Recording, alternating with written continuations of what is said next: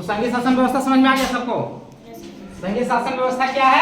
जहां पर जिस देश के अंदर एक से अधिक सरकारें काम करती है। तो क्या भारत एक संघीय शासन व्यवस्था वाला देश होगा? कैसे होगा? अगर प्रश्न पूछ दिया जाए कि भारत एक संघीय शासन व्यवस्था वाला देश कैसे है,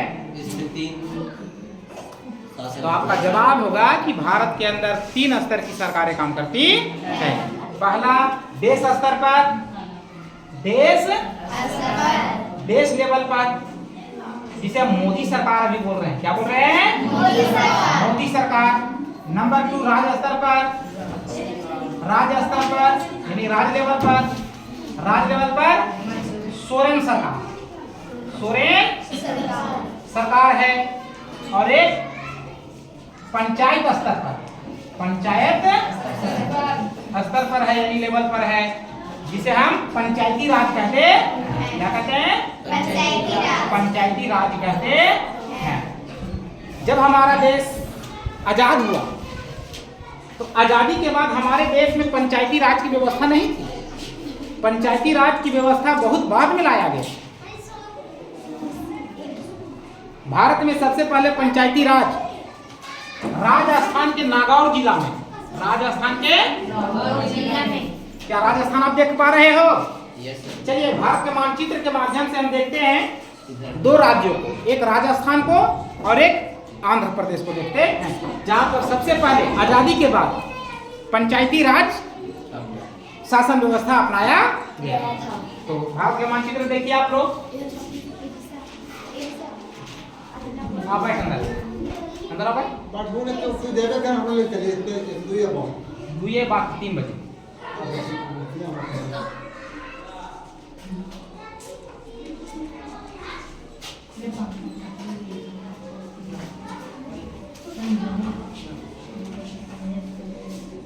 ये हो गया भारत का मानचित्र। क्या हो गया?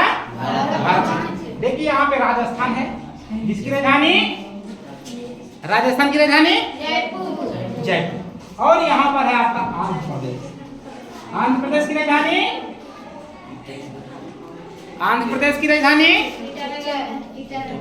ईटानगर। तो अरुणाचल प्रदेश की राजधानी कहाँ होगा? आंध्र प्रदेश की राजधानी हो गया है अमरावती। और तेलंगाना का राजधानी कहाँ है? हैदराबाद। याद रखिएगा, नहीं तो हैदराबाद पहले आंध्र प्रदेश का राजधानी हुआ करता था। लेकिन जब 1 जून 2014 को जब आंध्र प्रदेश से कट करके एक नया राज्य तेलंगाना बना, तो राजधानी चेंज कर दिया। तेलंगाना की राजधानी हो गया हैदराबाद और आंध्र प्रदेश की राजधानी हो गया अमरावती। इसका याद रखिएगा। यही 2 राज्य है जहां पर सबसे पहले पंचायती राज अपनाया गया, यानी गांव की सरकार, गांव की सत्ता, शासन व्यवस्था को अपनाया गया था। हमारे देश के एक नेता हुए जिनका नाम था महात्मा गांधी। ये महात्मा गांधी का कहना था कि गांव देश की जो आत्मा है, भारत माँ की जो आत्मा है, वो गांव में बसती है। शहर में कहाँ? शहर में जितने भी रंग बिरंगे चीज देख रहे हैं, वो सारे रंग बिरंगे चीज कहाँ से गया है? गांव से गया है। कहाँ से गया है? गांव से। चावल शहर में देखिएगा इतना लंबा लंबा, वो चावल शहर में पैदा होता है? वो चावल गांव में पैदा होती है। शहर में आप कपड़े देखते हो, बड़े बड़े कपड़े की दुकानें देखते हो, शर्ट पैंट जीन्स है, ये गद्दा फद्दा सब एक से एक खाने वाला सामग्री है, पैकेटिंग में बंद। कुरकुरे है तो चुरचुरे है तो मुरमुरे है, ये सारे गांवों में पैदा होती है और गांव से ले जाकर के शहर में जाकर के उसको बेचा जाता है। क्या किया जाता है? गांव में थोड़ा सा रुखड़ा होता है वो, और शहर में ले जाकर के पकड़ के पॉलिश करके चमका दिया जाता है, काजल पाउडर करके उसको सुंदर बना दिया जाता है और जाकर के बाजारों में बेच दिया जाता है।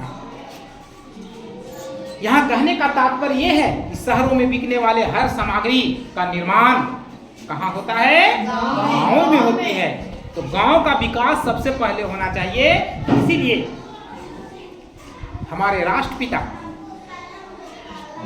महात्मा गांधी ने कहा था कि हमारे देश की आत्मा गांवों में बसती है, ग्रामीण इलाकों में बसती है, इसलिए गांवों की विकास होनी चाहिए। और गांव की विकास तब संभव है जब गांव में एक छोटी सरकार काम करेगी, जब गांव के लोग सीधे सरकार से जुड़ पाएंगे।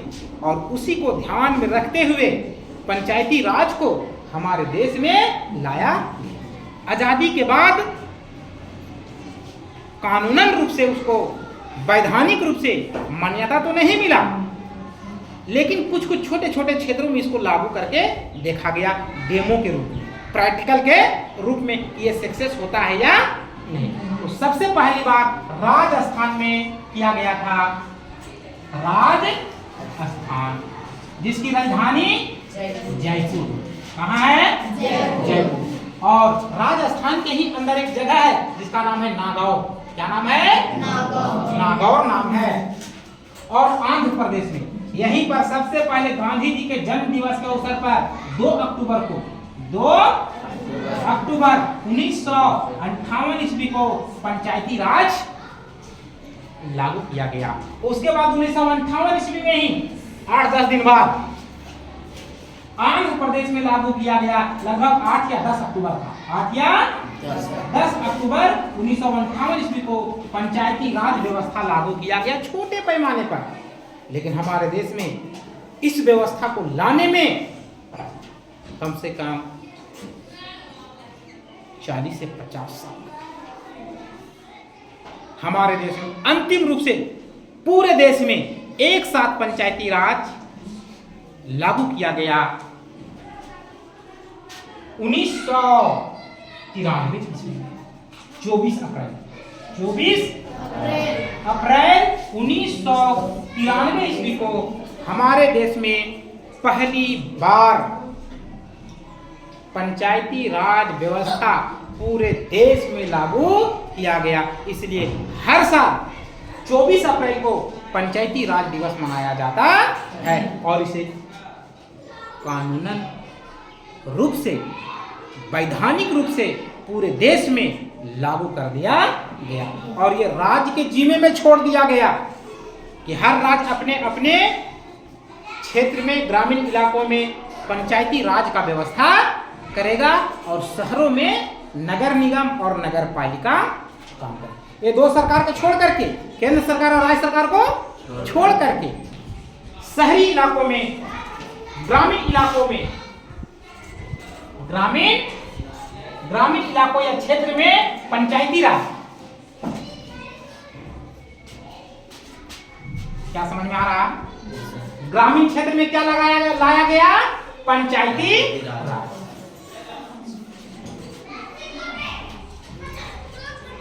ग्रामीण क्षेत्र में पंचायती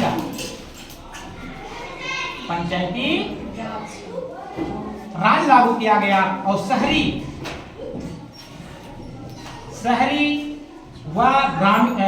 व नगरीय क्षेत्र,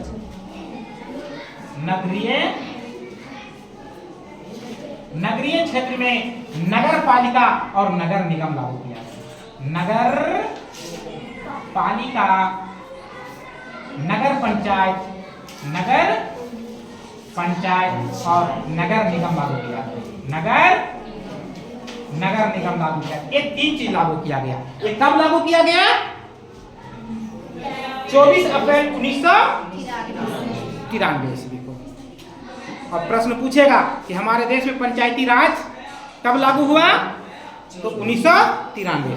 पंचायती राज दिवस कब मनाया जाता है? 24 अप्रैल 24 अप्रैल को पंचायती राज दिवस। और कब से? 1993। और इसको पास कराने के लिए देश में कई बार आंदोलन हुआ, तब जाकर के ये आम जनता को अधिकार मिला। आम पब्लिक भी गांव लेवल से सरकार का हिस्सा बना। आज एक हमारे गांव से वार्ड सदस्य जो होता है वो सरकार का अंग है, सरकार का अंग है, सरकार का हिस्सा है। वो जनता का प्रतिनिधित्व करता है, जनता के समस्याओं को सरकार तक पहुंचाने का काम करता है। तो ये था आपका ग्रामीण क्षेत्र में पंचायती राज और शहरी और नगरीय क्षेत्र में नगर पालिका, नगर पंचायत और नगर निगम। सबसे पहले पंचायती राज का व्यवस्था कहाँ लागू किया गया? राजस्थान के नागौर में 2 अक्टूबर 1957 और 24 अप्रैल को क्या मनाया जाता है? पंचायती राज दिवस मनाया जाता है। ये हमारा संघीय शासन व्यवस्था का ही एक क्या है? हिस्सा है, भाग है। अब चलते हैं हम लोग, आजादी से पहले हमारे यहाँ क्या व्यवस्था था? आजादी से पहले हमारे यहाँ क्या व्यवस्था था? क्या आपको पता है ना कि आजादी के पूर्व हम किसके गुलाम थे? आजादी के पूर्व हम अंग्रेजों के गुलाम थे। किसका थे? अंग्रेजों का गुलाम। और ये अंग्रेज हमारे देश में लगभग 1600 ईस्वी को आया और 1947 ईस्वी को गया। जोड़ लो तो पता चलेगा कि लगभग 17, 18, 19, 350 बरस भारत में रहा, लेकिन शासन करना प्रारंभ किया वो प्लासी के युद्ध के बाद 1757 और 1764 बक्सर के युद्ध के बाद। अंग्रेज हमारे देश में अब व्यापार नहीं कर रहा है। इन्होंने 2 बड़ा युद्ध किया।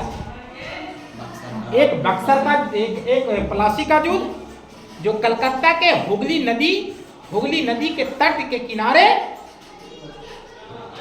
एक मैदान में लड़ा गया, जिसे प्लासी का मैदान कहते हैं। और वो युद्ध इतिहास में प्लासी के नाम से जाना गया 1757।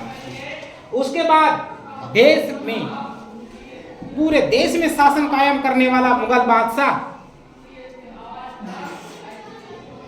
को हरा दिया गया अंग्रेजों के द्वारा 1764 ईस्वी। इसको बोलते हैं बक्सर का युद्ध। यहाँ पर 3 बड़े भारत के राजाओं को अंग्रेज जो ऐसे हरा दिया, खतरा कर दिया, कमर तोड़ दिया।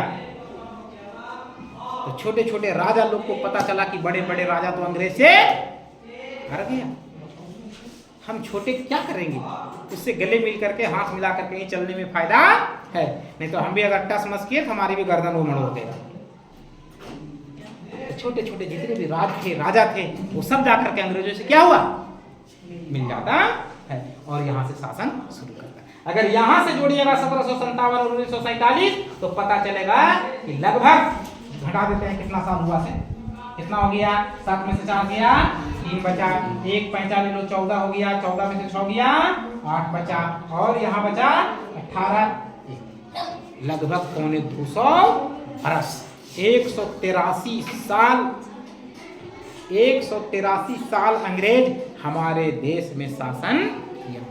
अब सोचो कि 183 साल कितना बड़ा साल हो रहा है। हमें आजाद हुए कितना साल हो रहा गया? लगभग 77-78 साल हो रहा है, मात्र 77-78 साल। और अंग्रेज हमारे यहाँ कितना दिन शासन किया? हमारे आजादी से लगभग 3 गुना। हमारे आजादी का जो तिथि है, मतलब वर्ष है, उसे 3 गुना समय अंग्रेज हमारे देश में रहा और अपना नियम कानून बनाया और देश में शासन व्यवस्था चलाया। और शासन व्यवस्था के साथ साथ यहाँ पर इतना दमनकारी नीति अपनाया, इतना यहाँ के लोगों को शोषण किया कि मत कहो। कोई हमारी इज्जत प्रतिष्ठा नहीं होती थी अंग्रेजों के सामने। तब विवश होकर के लोग अंग्रेजों के खिलाफ आंदोलन किया और इसका बागडोर संभालने वाले सब पढ़े लिखे लोग हुआ करते। कोई वकील है तो कोई शिक्षक है तो कोई इंजीनियर है तो कोई प्रोफेसर है, इस तरह के लोग हुआ करते थे। तो आजादी के पूर्व में ये सारे व्यवस्थाएं हमारे यहाँ नहीं थी, लेकिन संसदीय व्यवस्था का बीजारोपण अंग्रेज भारत में लागू कर दिया था। कैसे लागू किया था, कब लागू किया था, इसके विषय में अभी हम लोग जाने। खली है? खली नहीं, खली लेकर के आइए जल्दी फटाक से।